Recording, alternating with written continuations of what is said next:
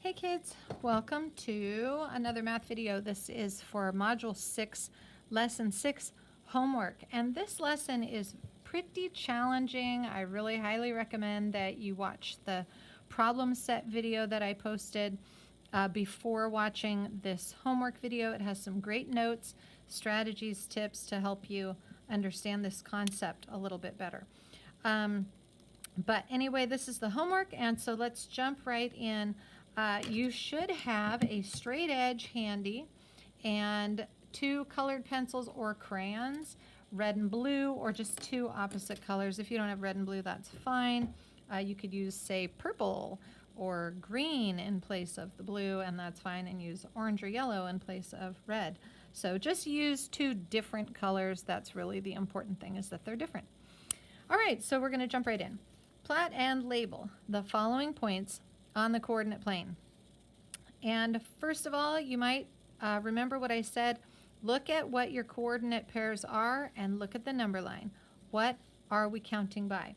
Also, label your axes, X and Y. Just as a reminder, X is always the horizontal line at the bottom. Y is always going up and down on the left-hand side. So let's take a look at our number lines here. This is the origin, always at 0, 0. And then if I have line, 5/10, and we have all these lines in between, then you would see, well, if I am 5 lines out at 5/10, then each one line should be represented by 1/10. Now it gets really tough to label everything, so sometimes I'll just drop that 0. And sometimes I'll just skip and do every other. It's pretty easy on the left because you won't run out of space like you will here on the x-axis. Okay, so if you want to label every one like this, you can do that. And if you want to skip and just do every other, you can do that. Okay, so give yourself a little bit of assistance there. Now we're going to plot and label the following points on the coordinate plane, starting with a 4/10, which is right here for x, and then we're going to go up this one and plot this point right here at the 4/10 for x and y. It also says label, and so each point has to have a letter that goes with it, and so we'll be talking about these points as we continue with our graphing. So did that one. I like to cross them off as I plot points. I feel like it helps me stay organized, so I'm not repeating myself all the time. For point A, we have a 1.1, which here's the 1, and so each tenth, this is going to be the 1.1 out here for x, and then 0.4 for y. And so 4/10, you can follow this line up over here. 1, 2, 3, 4/10. So you can count. You don't always have to go back to the y-axis. You can just count, and that's going to be point A. And point S is 9/10, 5/10. So 9/10 is here, right before this one. See how much space it takes up? It gets confusing. So put your 0.9. That's your x value, and then 0.5 or 1, 2, 3, 4, 5. Double check by going back. Yep, there's my 0.5. That's S slash, and then point T is 9/10 also for x. Notice what we have. There we go. And notice what we had in common over here for the y values. So 9/10 and 1.1. So we're going to go up, up, up, up, up. Here's my 1, and up, up, up to 1.1. And that's point T. Okay, we're going to use a straight edge to construct line segments. Notice that it's not a line that goes on forever. It's a cut off line, and that's a line segment, CA and ST. So we're going to create line segment ST, and that's between these 2 points. And line segment CA, and that's between these 2 points. Right on the line. And don't freehand, and don't make them all squiggly, and it has to be on the line, not in the spaces. The spaces are not where we're plotting these points. or making the lines. So we used a straight edge, we made our line segments. Name the line segment that is perpendicular, okay, and remember that is when it crosses to create a right angle, perpendicular to the x-axis. So if this is the x-axis, then it's going to be the line segment that's perpendicular to it, and it's parallel to y. So you can have parallel lines going in any direction, so it's what they say it's parallel to. It's got to be parallel to y. So parallel to y means it's going to be line segment ST. So you name the line segment, and you put the little line on top just like they did up here, and do line segment ST. This is your whole answer, okay? And name the line segment that is parallel to the x-axis, parallel to x. Again, if this is x, it's got to be parallel to it. And perpendicular to y, of course, it would continue this direction and be perpendicular over here, so this is line AC, or CA, line segment CA. Okay? And, you know, it really doesn't matter. Like, they have CA here, kind of reading it from left to right. You could still call it line AC and have it in alphabetical order. That's fine. As long as the points are on the line or line segment, you're fine. Okay? Next step, plot a point on line segment CA. So we're going to plot a point or put one on the line, and we're going to name it E. Then plot a point on line segment ST and name it R. Now you can choose any of these intersecting points, okay? And now just to clear up, I don't like things that are kind of messy or all jumbled together, so I'm not going to pick that point, but you can if you want to. I'll pick this one out here, okay? And I'm going to name this one E because it's on line segment CA. Then I'm going to put a point on line segment ST, and I'm going to name it R, and I'll just throw one out here in the middle, and it does not matter. You can put one here or here or here or here or here.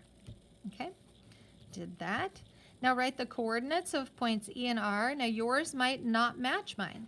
It just depends on where you put your points. For point E, I'm going to use my number line on X. Now if this is 5/10 right here, remember how it gets out of the way? This is 6/10, this is 7/10. Okay, so my X value here is 7/10 for E. So I'm going to put 0.7. And then notice that you're going to go up, and all the Y values for line segment CA are going to be the same. They're all going to be 4/10. And so you can go back up and see the points for C and A, and notice that same. 4/10, 4/10, 4/10, and they should all be the same. Your X value can be different. Okay, and then for R, the X value is going to be 0.9.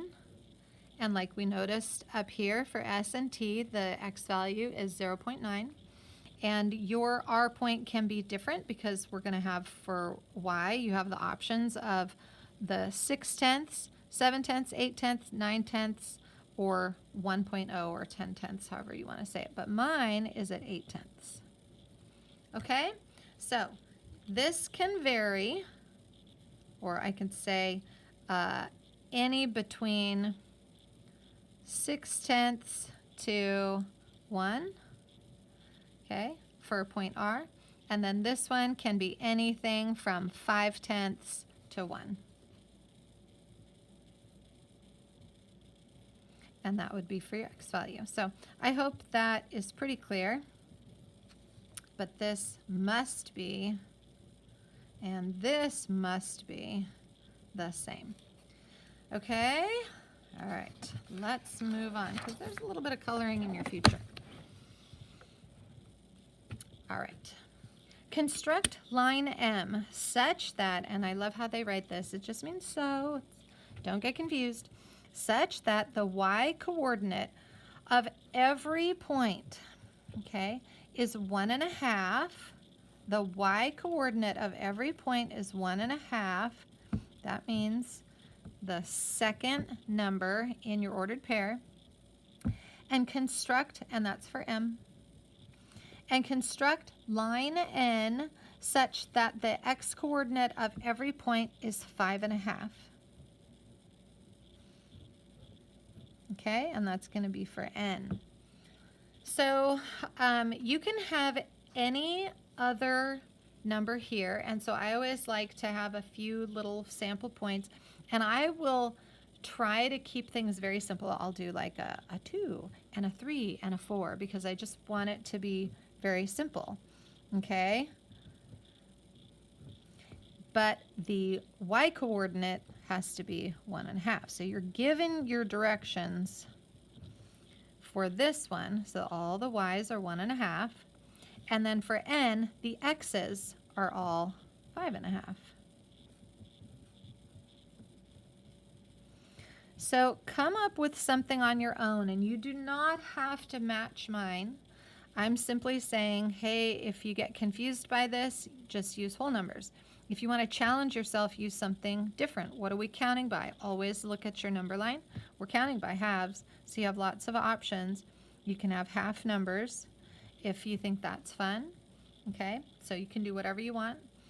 For the y value, again, 2, 4, we could use 6. Sure, let's just use 6. Okay, so line M is how many units from the important word there, from X. So line M is going to be how many units away from the X axis. And it's 1.5 units. Line M is 1.5 units away from. So here's where 1.5 is. And if I plot my points and I have 2 for X, and then I have 1.5, and then I have 3 for X and 1.5. And 4 for X, I have 1.5. You start to see this pattern developing. And so this is line M. So go ahead and connect the points. They're going to tell us to do that anyway whenever we plot our points and create a line or a line segment. And this one is a line, not a line segment, so you can stretch it out and put arrows at the end. Okay, and label it M. And then line N, all of our ordered pairs or coordinate pairs that you made, our X's are all 5.5. Okay, so we can answer A and say line M is how many units from, well, that they're all 1.5 units. Okay. And I keep skipping ahead. I'm like, I just want to make the next one. Okay, let's answer the question. Give the coordinates of the point on line M that is 2 units from Y. If it's 2 units from Y, and here's Y, we have to go out to 2 using X. Okay, so the coordinates on this line start with the 2 because that's our X value, but line M has all the Y's that are 1.5. So you write your ordered pair with 2, 1.5, and those are the coordinates. Okay? Now with a blue pencil, shade the portion of the grid that is less than 1.5 units from X. Less than 1.5 from X. Less than 1.5 in blue from X. So that is going to be everything underneath line M. It doesn't have to be perfect, so get that pencil out, the blue one, and fill in the lower section of your coordinate graph. Okay, so shaded the part that's less than 1.5. That's the bottom. Now we get to work on line N. Line N is how many units from Y. So let's take a look. We haven't even made it yet. So line N has 5.5, 5.5, 5.5. That means 5.5. Okay. And then whatever you decide. So I have 2. We have 5.5 and 4, or whatever you have, 5.5 and 6, or whatever you chose. Your Y values can be anything. We're going to make the line. Put your arrows, label it N. And how many units from Y is it? And remember, if this is your starting point, then you're using the X numbers like an address. How far away from Y is it? Well, is it 1, 2, 3, 4, 5? Oh, it's 5.5. 5.5 units from the y. Now we're going to give the coordinates of the point on line N that is 3.5 units from x. So if it's 3.5 units from x, then that's the y value. Okay? So if it's 3.5 units, oh, and then I have my 4, and this is going to be what they want. It's right underneath the one that I did, but you might actually have a point there. So the coordinates of the point on line N that's 3.5 units from x, it has the x coordinate of 5.5, and your y coordinate has to be the 3.5. Because they're telling you how far away to go from the x-axis. When you leave the x-axis, you're going up using the numbers on y. I don't like how they teach this. It's so confusing for kids, but it's like all over the place, and I know it'll be on all the tests for this program. So anyway, that's how you get that ordered pair, and it has to be these. It can't be like any like we had up here. Now with a red pencil, shade the portion, or the other color, shade the portion of the grid that is less than 5.5 units from y. So if you leave the y-axis and you go out to the 5.5, and you have to shade the area that is less than 5.5, that's all these numbers in here. So the whole grid, I'm going to change my angle here so I can go faster. You can go fast too, but it's the whole thing, okay? Because that line N out here, it goes all the way back. So you have to shade the whole graph, even when it's double crisscrossing over that blue. Okay? Done. How's that? So you should have blue only here, red only up here, and a double crisscross all in this section. Okay, I know it gets tough in there. So let's move on to number 3. Construct and label. Ooh, we have several lines here. E, R, S, and O on the plane below. Line E is 3 7/75 units above the x-axis. So what does that tell you? Well, first of all, it tells us that we are counting in fractional units. Go look at your number line. What are we counting by? This was tough today when we were counting. How many tenths? How many hundredths? If I have blank, blank, blank, 1, okay, students might say, well, we're counting in fourths. However, if you look up at some of the points that they're going to give us, it is fourths, but on the last one, sorry, it's blurry, it's going to focus. On the last one, they were using decimals. So you want to try to look and see what we're using. So you can change from decimals to quarter units, and the quarters can be in fractions. So this would be 2/4, 3/4, and of course 1 is 4/4. But now you know that all of these are in fourths. You might want to label it just to give yourself a little start, okay? Because now we have our decimals, and so you kind of have to know that 1/4 is equal to 0.25, and 2/4 is equal to, first it's equal to a half, which is equal to 0.50. It's like quarters and money, and I didn't put the zeros there because sometimes I just don't. Okay, so here we have our fraction equivalents with decimals, and that can help you on this homework section too. All right, so we have a lot of work to do. Line E is 3.75 units above X. That means we're going to be having a horizontal line, and it's 3.75. So if this is the 0.25, and this is the 0.5, this is the 0.75, and that's going to be this line here. We're going to put your straight edge out. I actually have to turn my book. I know, I'm sorry, but I don't want it to be all lumpy. Lumpy and crooked lines are really annoying. hold on tight to that ruler and make sure it doesn't move. That's line E. Go ahead and draw it and label it. Now we're done with that one. Line R is 2.5 units from the y-axis. That means you go away from y. How far? 2.5, also known as 2.5. Okay, so that's going to be halfway down here between 2 and 3. And that is going to be on this line all the way from the top to the bottom. And line R. Don't forget to label them because otherwise they're just a bunch of lines all over the place. Line S is parallel to line E. So where's line E? It's this way. So line S is going to also go this direction, but it's 75 hundredths farther.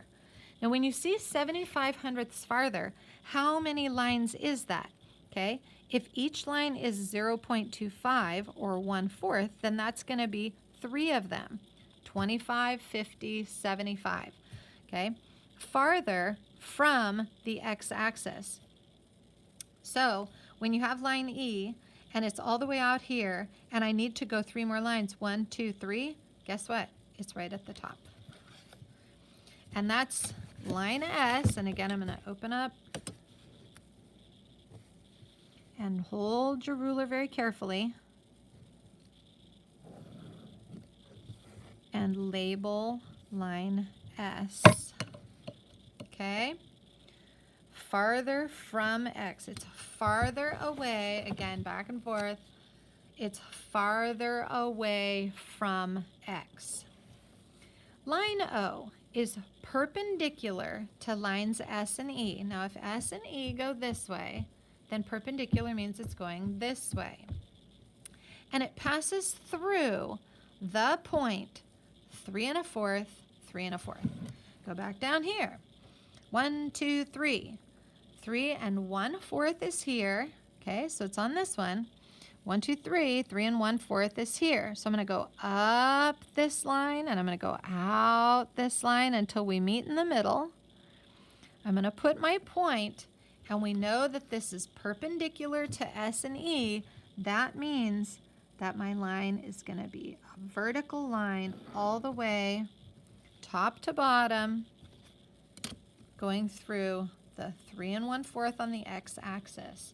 Okay, and that is line O. So now you should have all of your lines drawn and labeled with the letters.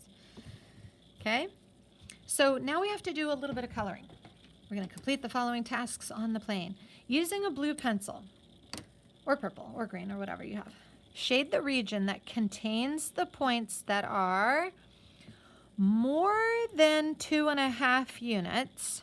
Okay, and this is kind of hard. Like, I wish our language wasn't that hard. We don't know from what. So 2.5 units, more than 2.5. Okay, almost there. And less than 3 1/4. Okay, from what? From Y. Okay, so we got to go to the end to see what we're looking at. And now you can go back, and we're going to be more than 2.5, which is line R. So it's going to be on this side of line R, more than 2.5, but less than 3 1/4, which is here. So if I have greater than this and less than this, then my whole middle section with these 3 boxes and all the way down, that whole section is blue. So shade it in with your blue or purple or gray or brown or whatever color you're using. But it should, the important thing is that it should be colored all the way down to the x-axis in your one color. Okay? So it's all about the more than and less than, but you always have to find out from what? From, here it says Y. The next one, pick a different color. Using a red pencil, shade the region that contains points, all the points that are more than 3 3/4 units and less than 4.5 units from what? From X. So here we're going back to the X, and we're going to go all the way up to the 3 And 3/4, which is right here, that's line E. It's going to be more than line E, and less than 4.5, which is our top line for S. So if we're shading these points in between, then now we're going to shade everything at the top section of the graph. Get that other pencil and do a little scribble. It's not art, doesn't have to be perfect. It's math. So it should be sort of precise within those lines, and you're good. Now, your last task is to plot a point that lies in the double shaded region. Oh, by the way, click subscribe, come back. Again, you'll get notified whenever I upload new videos, and I really hope these are helpful. So plot a point that lies in the double shaded region and label its coordinates. Now, if it lies within it, I'm actually not going to choose any number on the outside of this. I'm going to choose points that are on the inside. So you really have 4 choices here. If you're in my class, I would say you've got these 4 choices. And so you can choose any of these 4 points. I'll just pick this one. Okay, you can choose any. And then you're going to label its coordinates. So I need to go all the way back down to the bottom and see what I'm at. And if this is 2.5, then this one is 2 3/4, because it's almost 3. And remember, we're counting in quarters. Okay, so 2 3/4 for my X.